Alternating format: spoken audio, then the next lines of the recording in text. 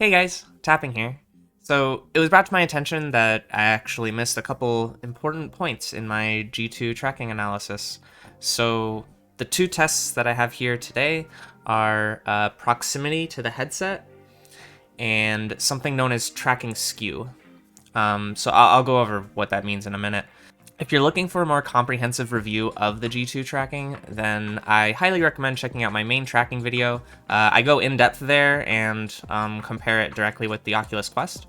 But yeah, even with that long video, I still missed a couple tests, in my opinion. So yeah, I'll showcase them here.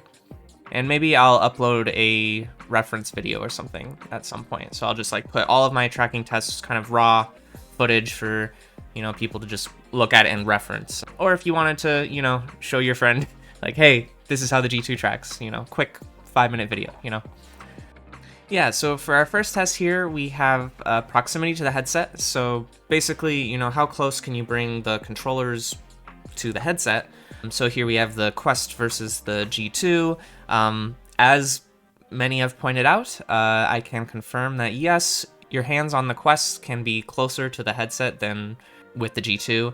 Now, something to keep in mind here is really the way we should be measuring this, in my opinion, is from the hand to your face. For that reason, then we're taking out all of these different variables of how big the headset is, as well as how big the tracking rings are and the controllers, etc. Because at the end of the day, what really matters is just, how close can you bring your hands to your face in VR. The distance between the tracking ring and the headset's actually not too big of a difference, but really your hands, the controllers themselves and your hands get a little bit closer with the Quest than with the G2. Again, to really point out just that the distance difference is not super huge to me. This wasn't a major point for me personally. That's why I forgot to kind of include it in my video, but it is something to keep in mind. I guess a game that might benefit from this would be like a boxing game, where you're always kind of having your hands up towards your face. But even then, your controllers with the G2 actually follow you. And also, sorry for the footage there. I wasn't sure exactly what the best way actually was to show this. So I think some of this you do have to just kind of take my discussion of it as it is, but I try to show it a little bit. And so then finally, the final tracking test, which is actually kind of the most interesting one to me, actually, is called tracking skew. Tracking skew is when there's an extreme acceleration. Usually your controllers use the accelerometers to extrapolate motion. So if you do a really, really fast motion, but then you also have some sort of extreme acceleration that occurs, then how do the tracking algorithms handle that? So a very specific situation that this can happen in is if you're flicking something. So for example, a Beat Saber kind of flick motion, or like ping pong where you like flick a paddle. Basically, how do the tracking algorithms handle that flick motion? And so when you hit those extreme accelerations, the accelerometer is actually no longer accurate either. So, we have to wait for the cameras to kind of catch up on the headsets. This tracking behavior is an extremely difficult thing for any tracking system to handle. Even Lighthouse tracking can actually have difficulty here, right? Because they all use very similar algorithms, right? They're all using the accelerometers and the controllers to extrapolate between data points that the cameras pick up. So the cameras, I believe, on the Oculus and Reverb headsets are going at 30 FPS. Lighthouse-based tracking is fairly complicated. I could make a video just about that, honestly. But anyway, as a really broad summary, each Lighthouse is basically running at 60 hertz.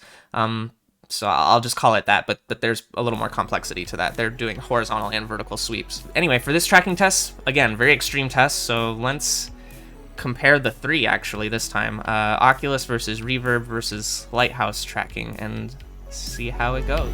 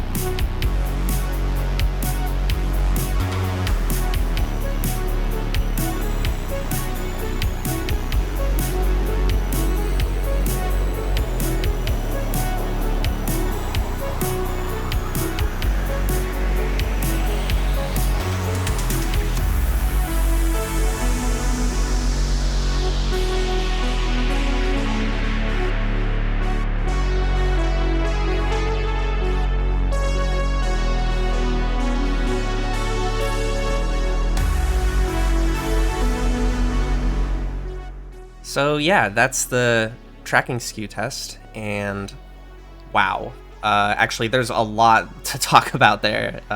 There's a lot of information in that test. So yeah, let's start talking about it. So, first, just, kind of the point of the test, right, was to see, when I flick the controller down and stop with my hand, right? So that's where I drew the line, to see like how it handles that. So does it like overcompensate or undercompensate, or is it perfectly accurate, which, I wasn't expecting any of these to be perfectly accurate. This is a really hard tracking situation. And so all three headsets overcompensated, which is actually a good thing.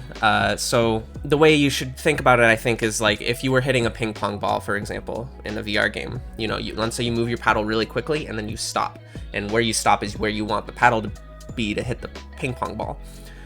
So if you have that motion get overcompensated, then, if the ping pong ball is there and you wanted to hit it, your paddle will be there in time.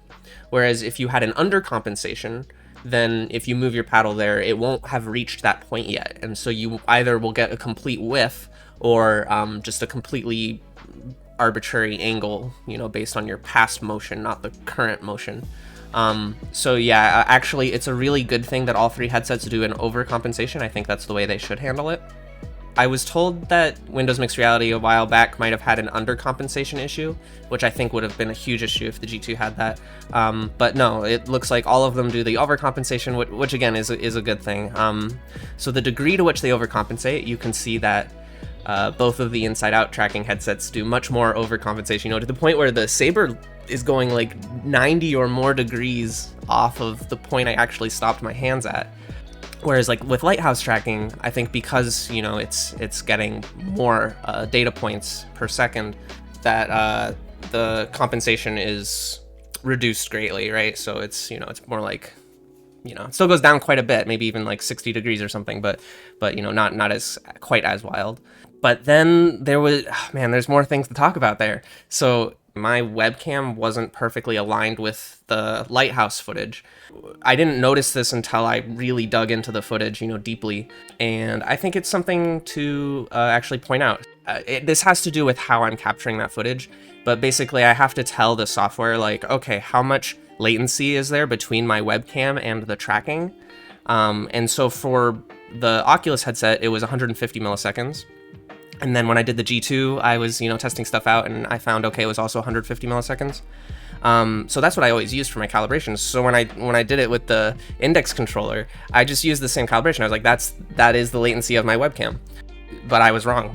So it looks like for that footage, it's a little more like 120 milliseconds. I've been playing around with it. So it looks like there's about 30 milliseconds of latency shaved off by using Lighthouse tracking. And this is super, super interesting to me. The way the, Lighthouse tracking works is really similar actually to how the inside-out tracking works. Both of them are technically inside-out tracking methods. The sensors in the index controllers are just looking out to the environment, and they are just specifically looking for the base stations, the lighthouses. So it's like each of these sensors are constantly updating based on that information. Because of that, they're working very similarly. It's, they get these tracking points for the controllers, absolute position points, and they extrapolate or interpolate between them. Why should there be any more or less latency between the tracking systems? And I thought about this for a little bit, and I don't know for sure. I wish I could just look into these algorithms and just see what's happening. But I think that it would make sense if the inside-out tracking, the Oculus and Reverb G2 tracking systems, were averaging. Basically, it's not relying on single data points from the camera, but rather maybe the past frame is included.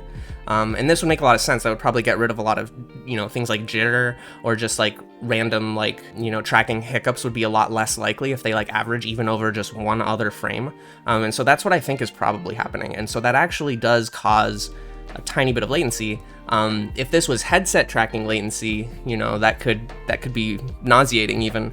But with controller tracking, it just turns out, I guess, that it's okay to have a tiny bit of latency in your controller. I mean, we're talking a very small amount here.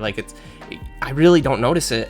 But the index controllers do feel a little bit snappier, and I guess that's it. They are snappier. I think that they're probably just not needing to do that averaging. That's my total guess. I don't know for sure, but That would be my guess, and it would make a lot of sense. You know, that's how you solve a lot of like physics and engineering problems. You know, you average your signal so that you get a better signal to noise ratio. That's how you do it. So yeah, it's quite possibly what's happening. Let's get back to the G2 tracking. Sorry, that was a total tangent, but I just thought it was so interesting. I had to talk about it. The G2 tracking, okay, right? So it's doing that overcompensation, but it is worse than the Oculus system somehow, right? So like, you know, they both have the same kind of amount of overcompensation, but the Oculus one kind of like snaps back, whereas the G2 one like wobbles and then snaps back, and there's just a little bit more delay on the G2, maybe, you know, I'm talking just like a frame or two at most. But yeah, it's just interesting that it has like this weird kind of wobble behavior. So if you look at the footage again, you can see it. I think in all cases, they're really handled very similarly. And so all three headsets honestly handle tracking skew to a very similar degree within their tracking limitations, I would say. And I would just say the Index just has a little bit of a faster refresh rate effectively, but still has to deal with the problem in the same way. So yeah, there we go. That is all the tests. Everything I can, you know, I'm sure there's some other tests that someone will point out to me at some point, and if you have any, let me know in the comments what you think. Like, what are there any other tests that I'm missing? I think I've really covered the main ones now though, so quick overview of the tracking again from the previous video too. You know, the G2 somehow manages to be like slightly, just very slightly worse than Oculus for occlusion, proximity to headset, and this tracking skew. But I personally found that none of those issues really bothered me in gameplay. I think, you know, they're all like very slightly worse. And so it's like, if a reviewer says like, oh yeah, you know, the G2 is worse at this, this, and this, you know, their statement is true, but the extent to which it's worse, I don't think is as bad as some make it out to be. But nonetheless, it really depends on your game too, right? So like if your game depends heavily on proximity to headset, like a boxing game, it might bug you. You know, and if you're doing like a certain type of shooter and your controllers are lining up in the specific way that causes occlusion issues, then that can bother you. So it's like, you just kind of have to balance that a little bit. But for the most part, for me personally, I did not find those to be an issue.